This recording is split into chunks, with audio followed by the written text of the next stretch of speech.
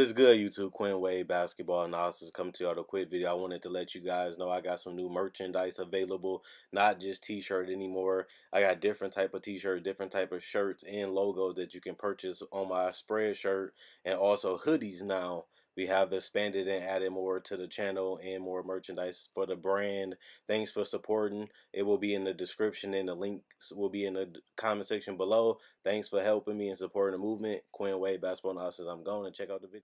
What is good, YouTube? Quinn Wade Basketball Analysis coming to y'all with a quick video. This is going to be about the scoring champion and who I think can win it. This is going to be an award that we really don't know. We feel like it's 2 to 3 people that has a great chance, but I'm going to give you 7 people that's going to have a legitimate chance of winning this award. And I'm about to start from bottom all the way up to the number 1 person that I think. And this is based on rosters today, not trades, not waves, not injuries. So it's just a prediction like the title say. So I think Karl-Anthony Towns has a legitimate chance, as when you seen him at the end of the season, he was on a brutal banger, just killing everybody. Anybody that guarded him, he was giving them the buckets. He can hit the three, he can hit free throws, he can post up when he needs to, he can do the pick and pop.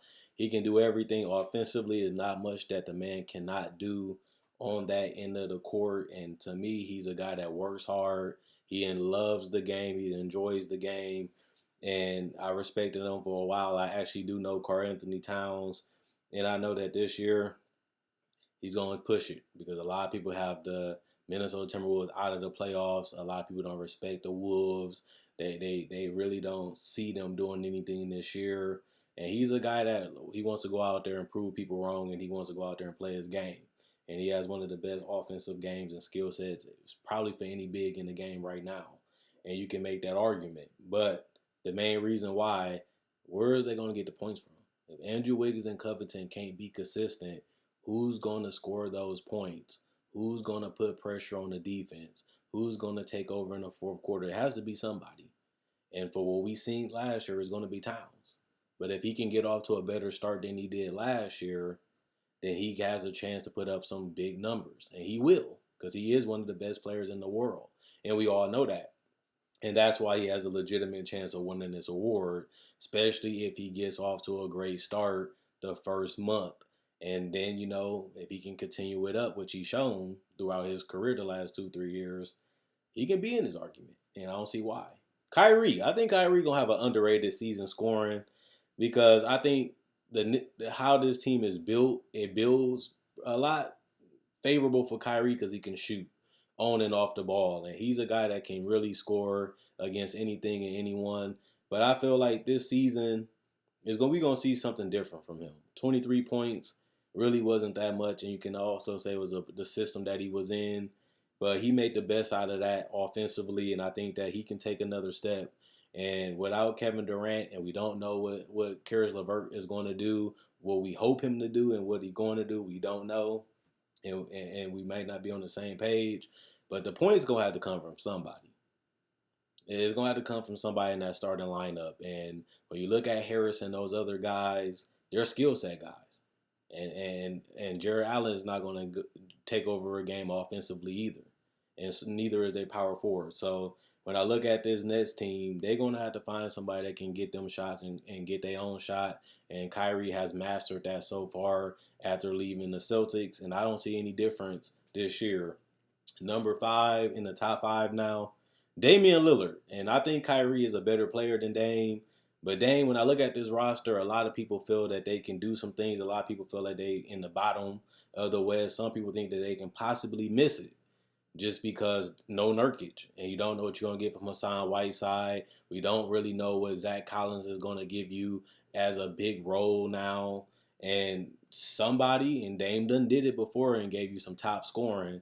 And I think that if CJ doesn't take that next step, which he hasn't done so far, he became a starter and he hasn't became an all-star. He hasn't even been in the conversation for all NBA team, in my personal opinion.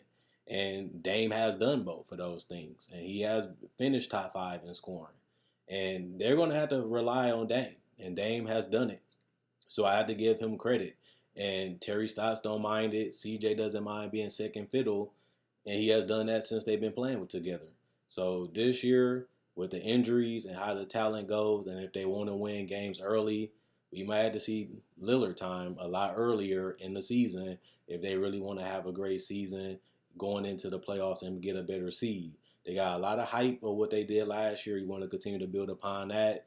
And Dame is the leader. This is his team. He wants to be the GOAT of this franchise, and it can be done. But you got to start from the beginning, and we'll see how he gets off to this season.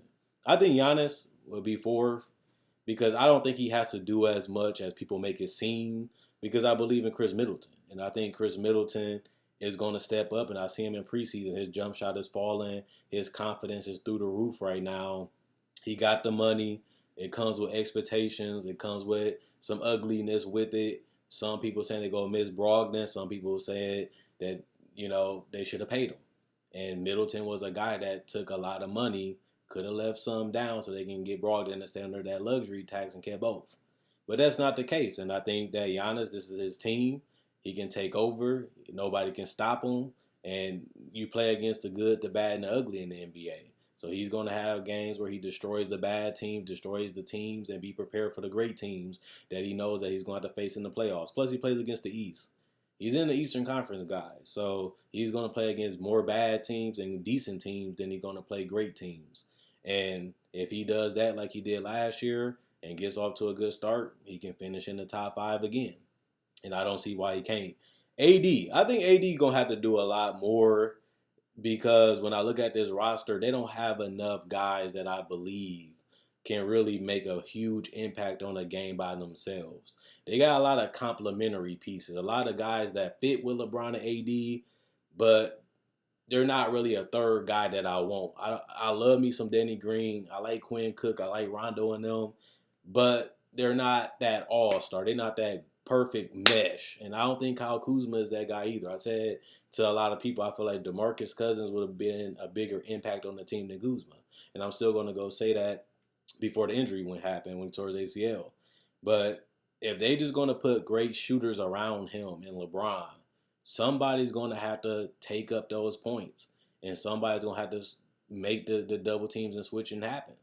And that all comes from somebody being aggressive. And we know what LeBron can do. He showed that throughout his whole career. So that is not a question for me.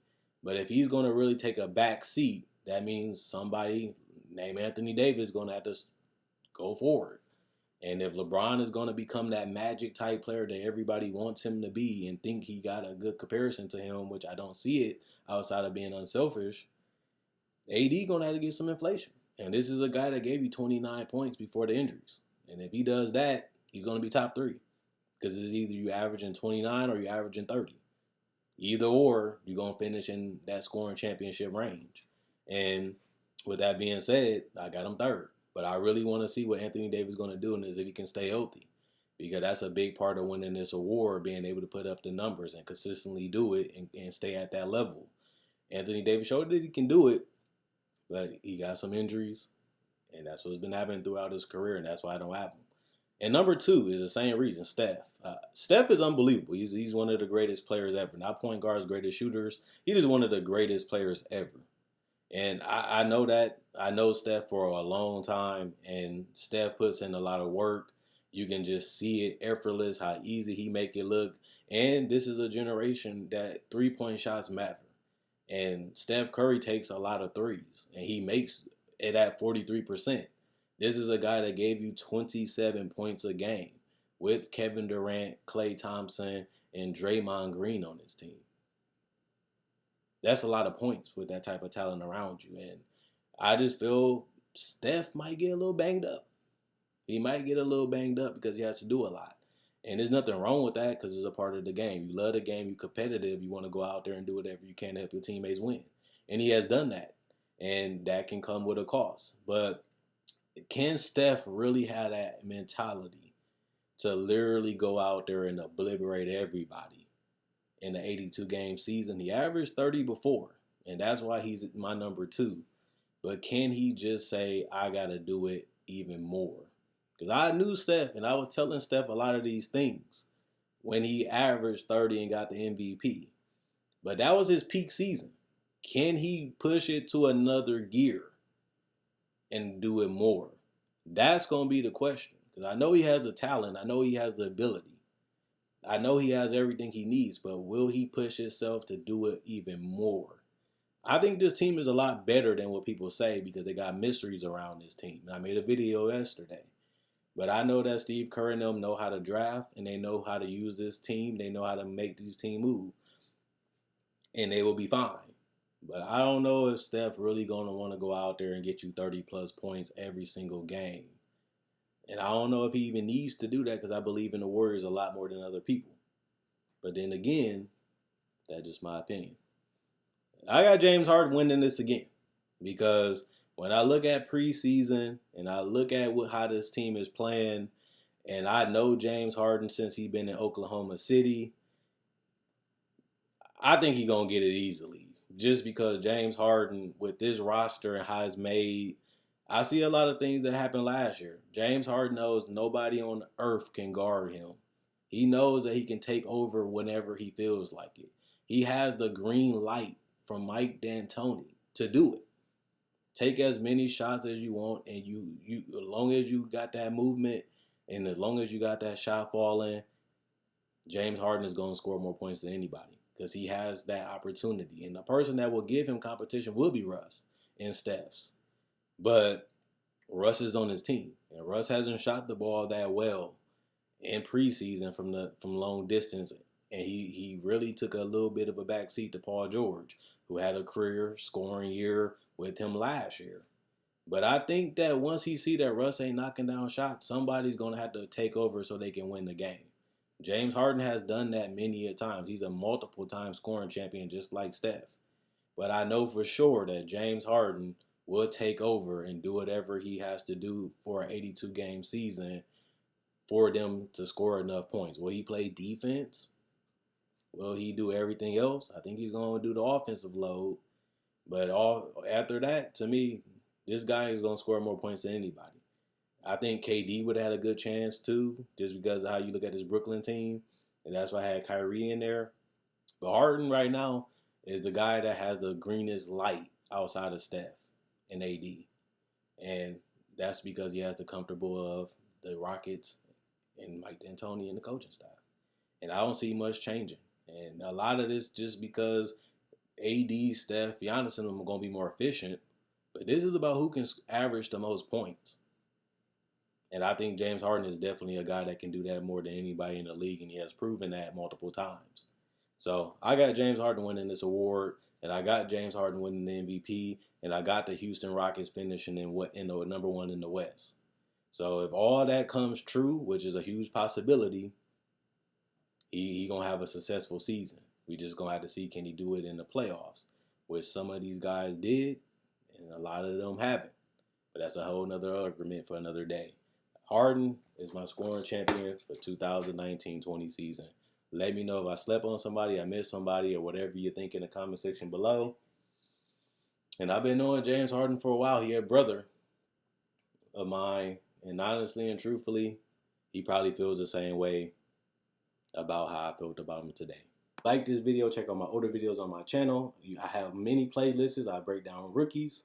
I break down players. I break down summer league. I do cover the draft, and I got a mock draft up already.